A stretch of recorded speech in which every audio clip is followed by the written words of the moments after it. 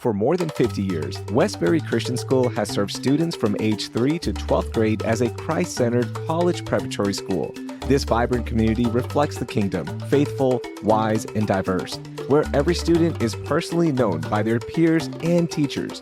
With strong academics plus opportunities in clubs, athletics, fine arts, leadership, and spiritual growth, Westbury Christian prepares students for life, here and for eternity.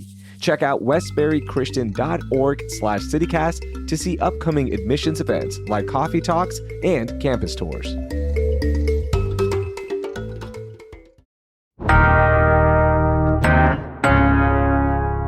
Today on CityCast Houston, it's National Seafood Month, and I'm celebrating by playing back my conversation with the Oyster Prince of Texas and the owner of Pier 6 Seafood and Fish Company Taco, Raz Halili. He's going to tell us where to go to get the best coastal cuisine in our area. And before we get started, I have a quick favor to ask. Our 1000th episode is coming up, and we're putting together a list of 1000 things we love about Houston to celebrate.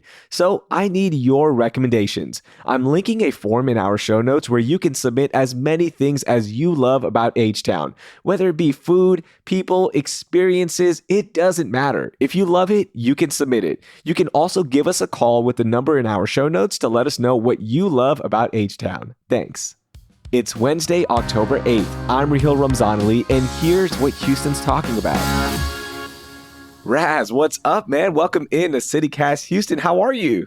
I'm doing well. Thank you for having me. Man, I'm so excited to get some of your recommendations. But before you started running restaurants and distributing oysters nationwide, you grew up on the fishing docks of Galveston Bay in San Leon.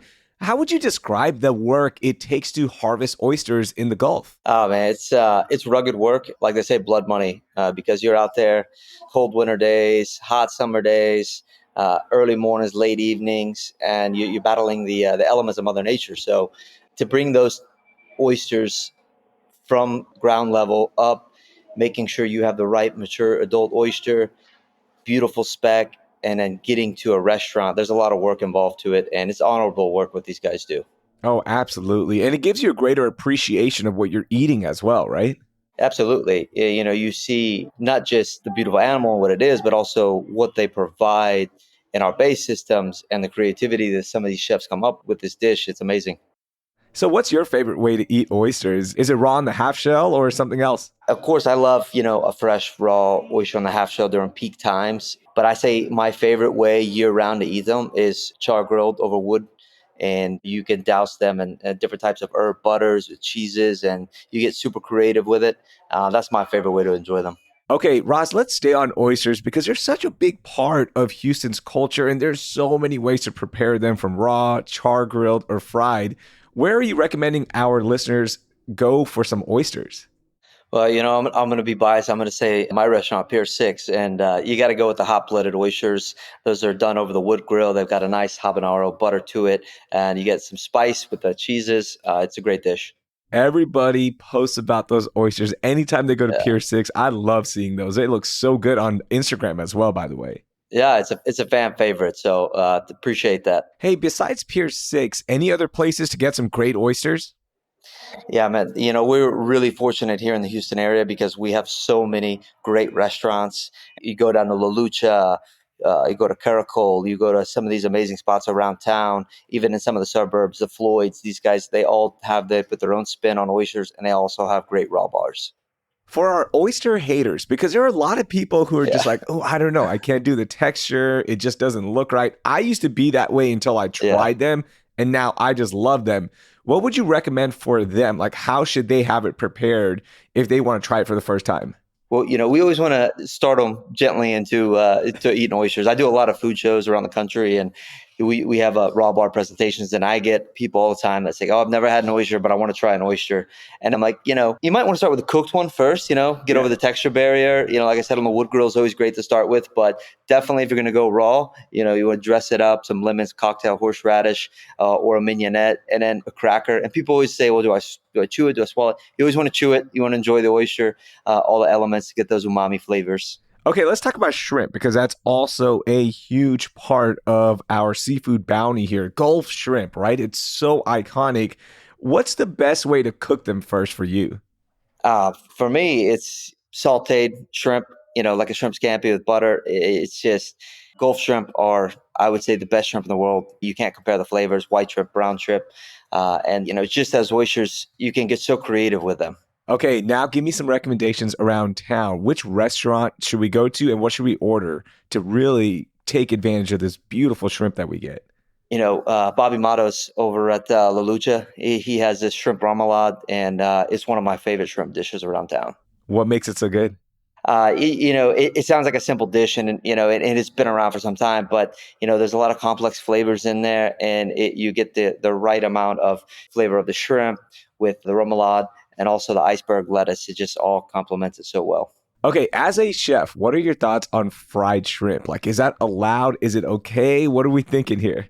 Well, I'm definitely not a chef, but being in the kitchen a lot, I love fried shrimp. You know, Summer days growing up, we eat a lot of fried shrimp, and they're just, you get that nice crunch and sweetness of shrimp. Whether it's your cocktail sauce or whatever you want to use. People even use just ketchup or tartar sauce. It's an iconic dish, and it always has its place on a menu.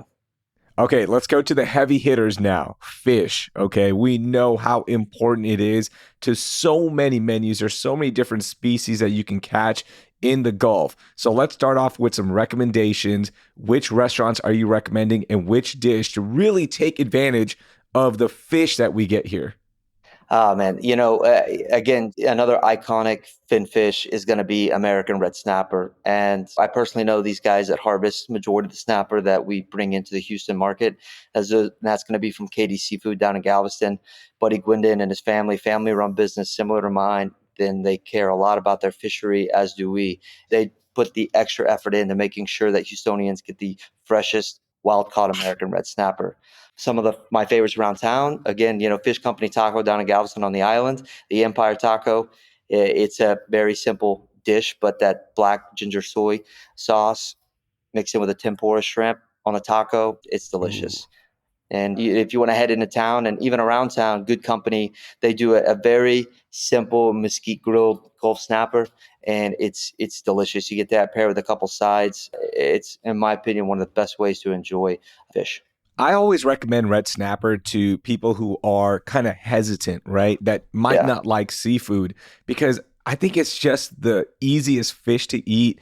And when you cook it whole, fresh grilled, the flavors are amazing, but also the texture is really nice. And, some people might not like seafood, but I love red snapper. And I've had a chance to go fish for red snapper. When you Hmm. go catch it, bring it Yeah. in, cook it yourself, it is just amazing how good it is fresh. Yeah, it's a beautiful fish, and it's also a very healthy fish. Is very good for cholesterol. So I'm always recommending that as an option. Anybody's like, "Oh, I can't do fish," and I'm like, "Look, there's not a strong fish flavor there, and when you grill it up, the spices and all the different ways to enjoy it, it's amazing." And that's one thing I think people miss is how healthy seafood is. If you look at just tribes and ethnicities around the world that rely solely on seafood, you see the longevity that they have. I say the seafood plays a big part of that. How about you? What is your favorite kind of fish? It's American red snapper. It's just very simple, and you can do so many different things with it. Man, I love yellowfin. I could eat that every single day. You just get a nice fillet of it. Oh, so amazing. Yeah, yellowfin for going sushi. Obviously, the tunas, those the prized possession. The bluefins, the yellowfins, and different ways of doing it. Uchi does a phenomenal job with all their dishes. I would say that's one of my favorite restaurants around town. Oh yeah, Uchi is by far one of the Yeah. best, and it's amazing what they come up with and how they take advantage of all the seafood. Not only here, but they also get it imported in. But man, they do a great job. Just tell the guys, hey, just send me down the cold tastings, and obviously, even not just seafood, the 72-hour short rib, you can't go wrong with that. But the hama chili is going to be my favorite. A lot of people try to do it, but they don't really pull it off, and it seems simple, but they do a great job.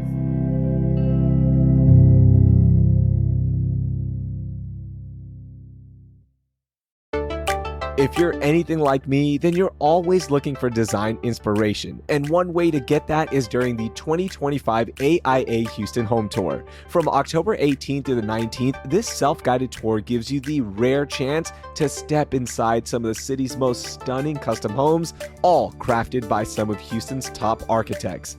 Whether you're dreaming up your own perfect space or just love exploring amazing designs like I do, this tour is a must. Each home is a masterpiece showcasing the collaboration between homeowners, architects, and builders.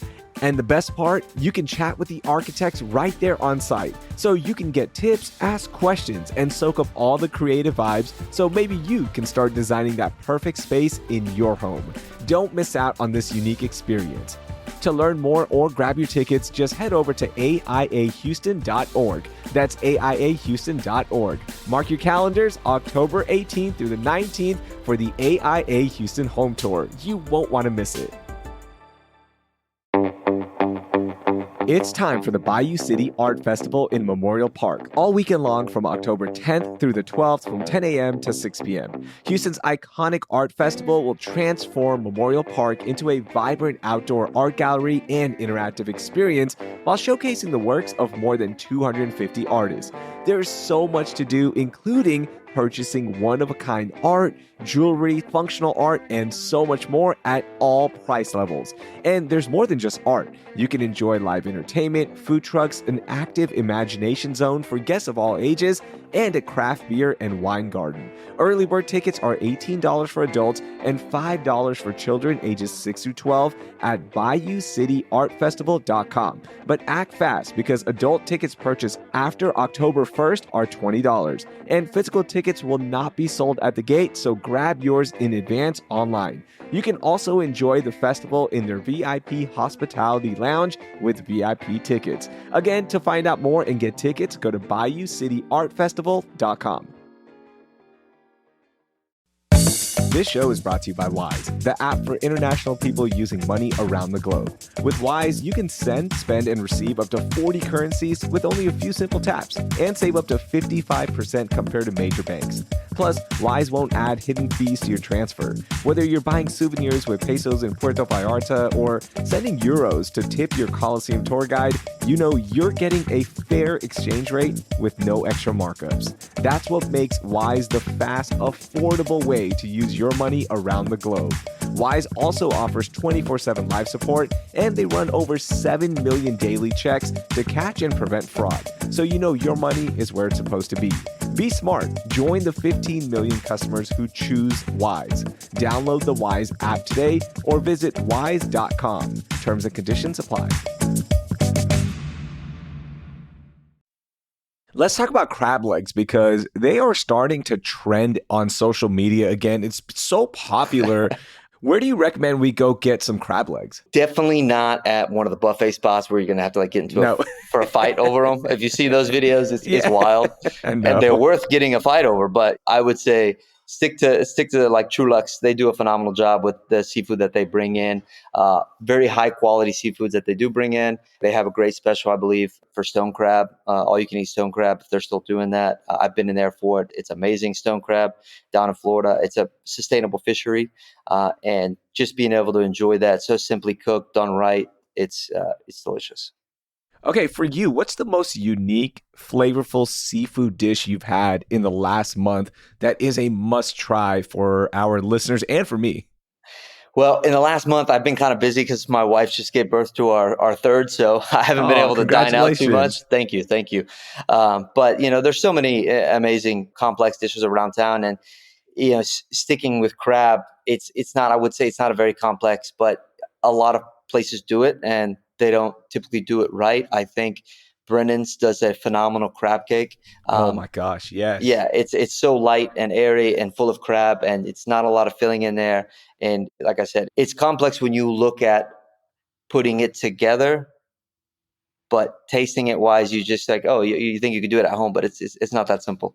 Those are the best dishes, right? The ones that look like, oh, I could make this at home, but the people in the back that are working on this, each crab cake is just masterfully prepared. It is so good. Brennan's always hits with that crab cake. Like I said, it's a great dish. If you've never tried it, you definitely need to go in there and have that. Okay, I want to get some of your professional advice on this because now listeners who are all amped and ready to go, they're like, I want to go try a great seafood restaurant. How can they tell if the seafood is fresh from the Gulf or if it's something that's been frozen or imported? It's really tough. You're going to have to do your research, ask a lot of questions. Seeing a cooked dish, it's not always easy to tell. I know a lot of seafood guys that have been doing it a long time, and even they have a hard time identifying if it's something that's been previously frozen or not when it's cooked and fried so many different ways. But, a trusted restaurant, check out what they're doing on their social media, their websites. Most of the time these days, chefs are really promoting high quality, sustainable foods. And sometimes there's raw bars. You can always ask for an oyster tag to see when oysters were harvested to make sure you're getting fresh, high quality oysters. If they do have fish in a case, always look at the eyes, make sure the eyes are clear, not foggy, and make sure the gills, look at the gills, make sure they're pink. And those are things you want to look at. Those are telltales. And honestly, the integrity of a restaurant, if you ask it, is this shrimp, is it domestic or is it imported? I think, majority of the time they're going to be honest with you. Before I let you go, I wanted to dive a little deeper, pun intended, Mhm. into the local fishing and seafood industry for Houston, right? We're a port city right here on the Gulf Coast, and it is such an important part of our city. But I think people may not realize how big or essential the industry is for our region. What would you tell our listeners who are just learning about this huge seafood industry? We have this massive bounty of food right here in not just Galveston Bay, but all along the Gulf Coast. And it provides thousands of jobs, and it's a trickle down effect, not just the guys harvesting the seafood or the processors, but you have truck drivers, you have mechanic shops, you have retail shops that all these boats they shop from or these fishermen utilize. So it looks like a smaller economy, but when you look at the bigger picture, there's thousands and thousands of jobs that stretch across the Gulf Coast that all come down to this beautiful bounty. And we really need to, respect to the guys that do this work because it is honorable work. They risk their lives going out on the waters to harvest these seafoods. And there's also the state agencies that do their part of making sure that we're harvesting in sustainable manners. And we have to work collectively together to make sure that we're creating a sustainable fishery to pass down for generations and generations. Because if you look at the history of commercial fishing, it dates back to from the beginning of time. Indians were out there harvesting oysters. Stories of they would see seagulls bringing oysters and dropping them down, and they would split open and they would peck the meat out. That's how some people believe that people came to find out how you would eat an oyster. Oh, wow, that is so beautiful. And this industry here, it's so important, not only to our region, but also to many immigrant families like yours who spent time fishing, shrimping, oystering. What does it mean for families like yours? Yeah, and when you look at it, it's very labor intensive work. It's a lot of immigrant families or their families have done it and they're teaching their kids to do it. For me, my father, he's an Albanian from Kosovo who's made his way over. And he ended up in Chicago at first, washing cars and dishwasher. And he heard there's a lot of guys from the Balkan region down in Louisiana making $25 a day. And back in the late 1970s, that was big money. And so he made his way down there, and you can put the dots together. And he was very business savvy, and he just put his head down and started working and working and working and saved up all his money and sacrificed. Met my mother, and together she became his deckhand. And she was an American. She's born here in this country, but she's worked ever since she was a kid. Grew up very poor, and together they started one of the largest oyster companies in the country now. And yeah, I see that with many immigrant families. You look at the shrimping community; it's mostly Vietnamese that still do it today. You look at the crabbing industry; it's similar. Oystering, mostly Hispanic, and these guys they're very hard, honorable workers, and they want to go out and earn.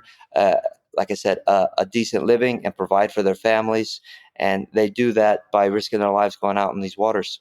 Well, I truly appreciate you joining me, giving these recommendations that are going to help support all of these workers. We're going to go out and eat at all these great restaurants and support the community. So thank you so much, Raz. I truly appreciate it. And best of luck. Pier 6 is killing it. I'd love to see that. Thank you, man. I appreciate the time and the opportunity to discuss, not just oysters, but my restaurants and the beautiful bounty of seafood that we have here. So I hope everyone takes advantage of, the information we've given them and go out and, be brave, try some new seafood dishes. Yep, We're still a meat and potatoes country, but, we need to break through that barrier. absolutely. That was Raz Halili. You can find all his recommendations in our show notes. Hey, be sure to subscribe to our podcast if you're new here so we can bring you news, culture, and some joy about H-Town every single day. And speaking of, don't forget to let us know what your favorite things are about Houston so we can include them in our list of 1,000 things we love about this city. For even more Houston news, check out our daily newsletter with the info in our show notes. Thanks. That will do it for today. I'm Raheel Ramzanali. Thank you for listening, and grab me a tray of hot-blooded oysters.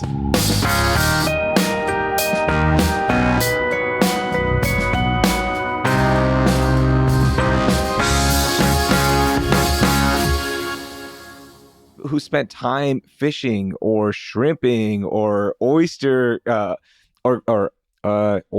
That's not the right term, is it? Oystering? Yeah, oystering. Yeah, Is oystering, that fine? harvesting Okay. oysters. Yeah.